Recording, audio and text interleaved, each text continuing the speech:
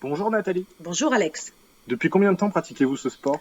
Je fais du sport depuis toute petite. J'enseigne la musculation et la gym depuis 2015, donc ça fait 6 ans.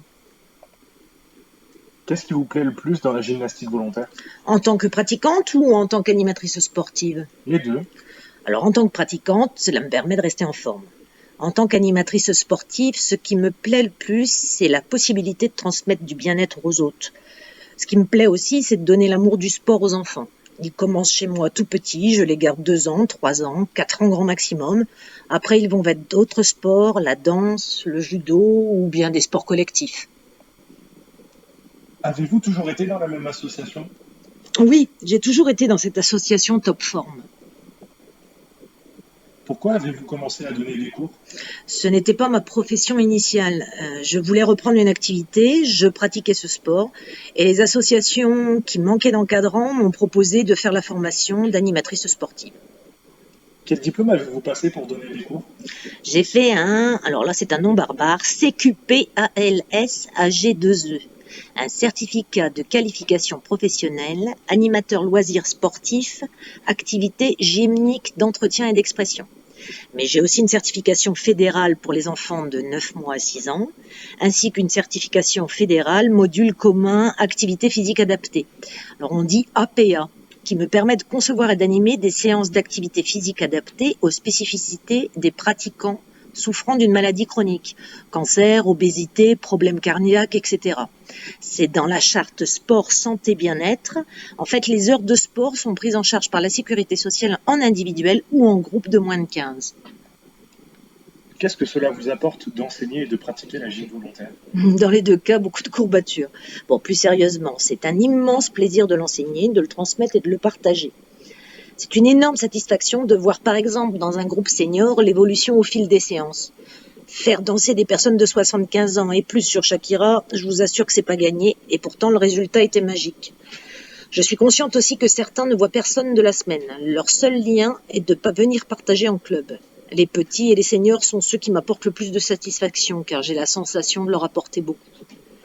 Aux enfants, on apporte la confiance et aux seniors, on leur fait retrouver ou maintenir cette confiance. Dans les deux cas, on les valorise. Pratiquer me permet de garder la forme et malgré tout d'avoir moi aussi un lien, car je bosse en solitaire et cela fait du bien de partager. Pour qui enseignez-vous? Quelle est la teneur des séances et quel en est l'objectif? Je donne des cours pour 4 niveaux.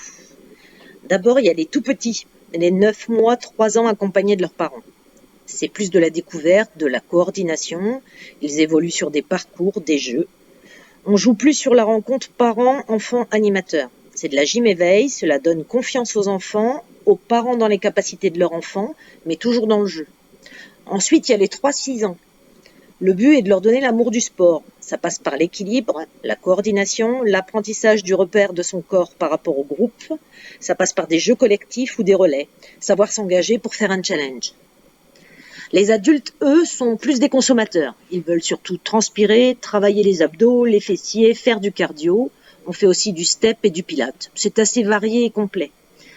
Et en ce qui concerne les derniers, les seniors, cela va leur permettre de bien vieillir, de garder leur mobilité, de garder un lien social. Et je pense être acteur dans ce lien social. Cette pratique permet aussi l'amélioration de la confiance et de l'estime de soi. Comment avez-vous concilié la crise sanitaire et l'enseignement de ce sport? Pendant le premier confinement, je n'ai pas donné de cours. En mai-juin de l'année 2020, donc, j'ai repris les activités, mais en extérieur. En forêt, le temps le permettait. Depuis le deuxième confinement, je donne les cours à distance, aux mêmes horaires qu'en présentiel. J'envoie une invitation pour les cours en visio à mes adhérents. Je passe par Google Meet et sur l'écran, on voit les personnes évoluer chez elles. C'est d'ailleurs pourquoi je ne peux pas vous autoriser à prendre un extrait vidéo des séances, car cela implique que mes adhérents et la présidente de l'association vous donnent les autorisations écrites. Je ne pense pas que cela soit réalisable. En plus, j'ai besoin de voir mes adhérents pendant les séances, car je suis vraiment vigilante à leur position. Je ne veux pas qu'ils risquent de se blesser en prenant de mauvaises postures. Et les adhérents recherchent le lien et souhaitent garder ce côté vivant de se voir entre eux. C'est pourquoi mes cours ne sont pas des vidéos mises en ligne. En plus, le fait de se dire on a rendez-vous pour les cours, ça donne un élan, une motivation. Le contenu des cours est-il différent depuis la Covid? J'essaye de faire en sorte que non. On utilise le matériel qu'on a sous la main, Car chez soi, en fait, on a presque tout. Des bouteilles et des packs d'eau de 50 centilitres à 6 litres remplacent très bien les bracelets lestés ou les haltères. Le bâton lesté est remplacé par le manche à balai et tout le monde a un ballon et des chaises chez soi. Le contenu des cours est au final pas si différent. Je travaille tous les muscles de la même façon. Avez-vous perdu des adhérents suite à la Covid? Oui, on a perdu beaucoup d'adhérents entre le premier confinement et la rentrée de septembre. 50% des seniors ont déserté les cours.